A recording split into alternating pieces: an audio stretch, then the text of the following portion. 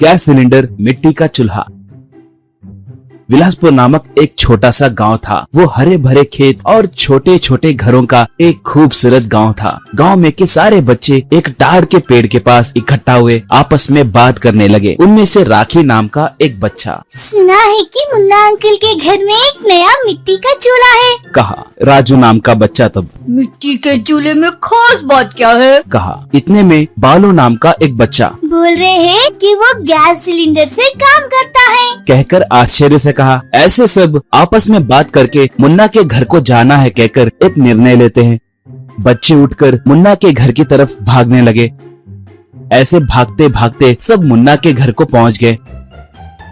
वही मौजूद मुन्ना से वो, अंकल अंकल सुना है कि आपके घर में एक नया चूल्हा है, एक बार हमें दिखाओगे, कहकर पूछा। मुन्ना तब उन बच्चों को अपने मिट्टी के चूल्हे के पास ले जाकर उस चूल्हे को दिखाया। बच्चों को वो एक पुराना मिट्टी के चूल्हे के जैसे दिखने के बजाय एक नया चूल्हे की तरह दिखाई दिया। इतने में जमुना नाम की एक बच्ची, अंकल ये कैसे काम करता है, कहकर पूछी। तब मुन्ना मुस्कुराकर वहाँ पर मौजूद गैस सिलेंडर की ओर दिखाते हुए, मैंने मिट्टी के चूल्हे को गैस सिलेंडर से कनेक्ट किया। इसकी मदद से सांप्रदायिक मिट्टी के चूल्हे में से धुआं नहीं निकलेगा, चूल्हा भी ज्यादा गर्म नहीं होगा, गैस भी बहुत कम खर्च होगा, कहा। बच्चे ये सब सुनकर खुशी से तालियां बजाते हुए, वाह अंकल कितने अच्छे से समझा रहे हैं, बोले। इतने में वहाँ पर उस गांव का मुखिया भजनलाल आया। वहाँ पर मौजूद उस चूल्हे को देखकर भजनलाल, ये क्या, मिट्टी के चूल्हे को गैस सिलेंडर कनेक्ट किए? ये पुराने पद्धतियों को और हमारे संप्रदाय को मिटाने का काम है, ऐसे करना गलत बात है, कहा। तब मुन्ना हंसकर, भजनलाल जी ये कोई नई पद्धति नहीं है, हमारे मिट्टी के चूल्हे का अच्छे से संरक्षण करते हुए जिंदगी को आसान बनाना ही इस चूल्हे का लक्ष्य है। धुएं के वजह से आपको भी सांस लेना मुश्किल हो रहा है ना, कहा। मगर भजनलाल ना में सर हिलाते हुए, पुराने चूल्हे सबके लिए अच्छे हैं, नए चूल्हे हमारे संप्रदाय को नाश करेंगे, कहते हुए वहाँ से चला गया।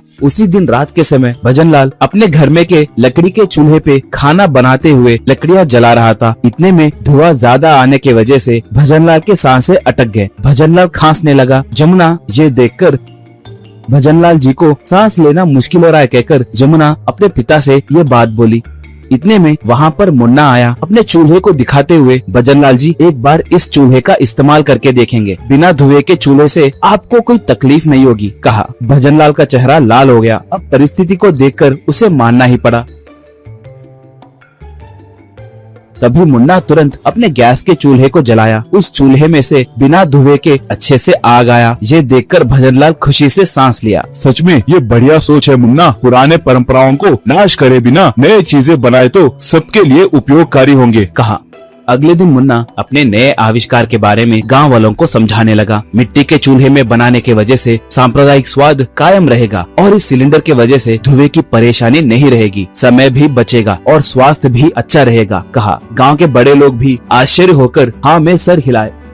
इतने में भजनलाल वहाँ पर आकर, ये नया चूल्हा हमारे संप्रदाय को और अच्छे से बरकरार रखेगा, मुन्ना ने बढ़िया काम किया है, कहकर बताया। बच्चे बूढ़े सब अब खुशी से उस नए आविष्कार को स्वीकार किए।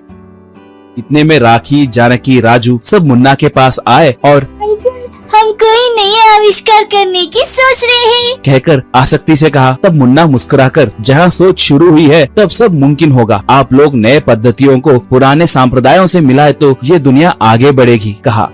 वो मिट्टी का चूल्हा अब हर घर को पहुँच गया। गाँव वालों की सेहत अब अच्छी हुई। मुन्ना की सोच अब बच्चों के दिलों में स्फूर्ति भरी।